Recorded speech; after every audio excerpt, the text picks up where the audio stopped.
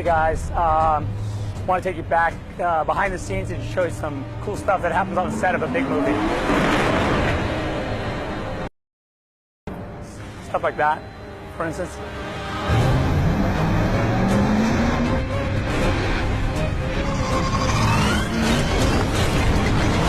We were always going to do a chase scene, and then it grew once we actually laid eyes on the Batmobile and saw some of its features.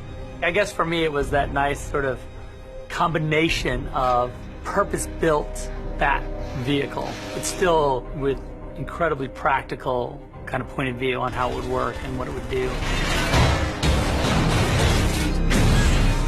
We've been out here for a couple weeks now, and we've been working all nights shooting a Batmobile chase.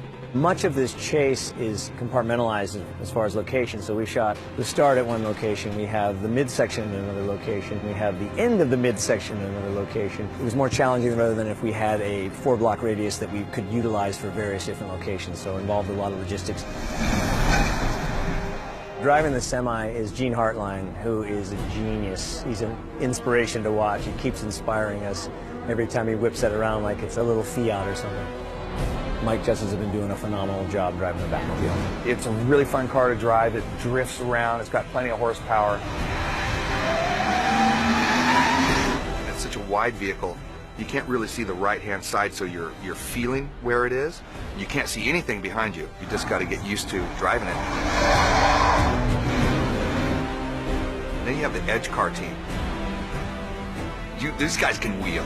Edge Car is a camera platform that is basically built on the SUV with like camera crane on top of it, and it's all built with carbon fiber, and you can go super fast, and the arm can swing while you're driving, so you can do all sorts of tricky, cool shots of pretty performance-driven sequences. They can follow and pivot around and chase you and get down low and come up high, and they can 360 around you, and the whole team in there with, I mean, I don't know how to do it. They're all multitasking. They're all doing something, moving cameras around, arms going up and down. Dean, he wanted to have his camera drop down as I'm pitching the car sideways, and it would counter my move to even make the drift look more dramatic.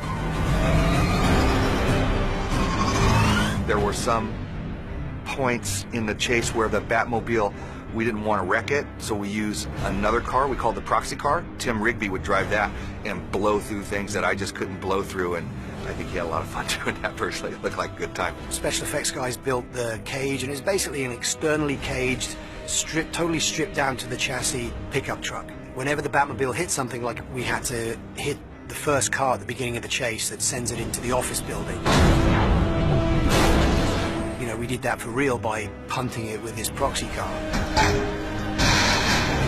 Just like doing performance capture in a fight, this is a performance capture in a car, so it needed to be the same sort of dimensions as the Batmobile. The Batmobile could drive really well, and it could skid, and it could do all those kinds of things. It didn't have a cable that could come out of it and snatch a car.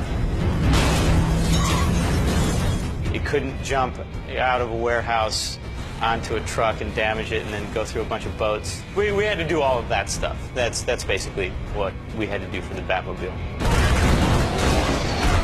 Tonight we're shooting the guts of the chase between the Batmobile and the semi-trailer that we're in. This section is giving the Batmobile some grief with my rocket launcher, firing at the Batmobile. It's not often that you get to do something that cool. Looking cool whilst doing it is another matter entirely. Being up on that truck and just trying to hang on, it's pretty fun for a day at the office. The fireball. Gotta have a picture of that hanging on my wall sometime. It was really awesome. Joel and the special effects crew, they set up a gas bomb with a popper, and they have the timing of me and their big explosion, and right as my car's entering, it just engulfs me in flame, and then it comes out the other side. Joel's very good at what he does, and when he says the explosion's going to come to here, it usually comes to exactly where he said.